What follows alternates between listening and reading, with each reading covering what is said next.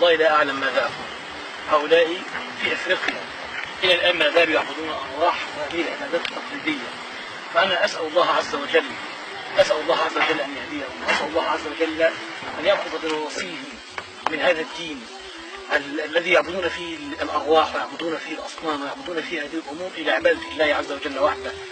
ولذلك أنا أطلب من الدعاء في كل مكان، أيها الدعاة المخلصين الله عز وجل، ما زال أمامكم الكثير من الناس لا يعرفون دينهم ولا يعرفون الله عز وجل ولا يعرفون هذه الأمور.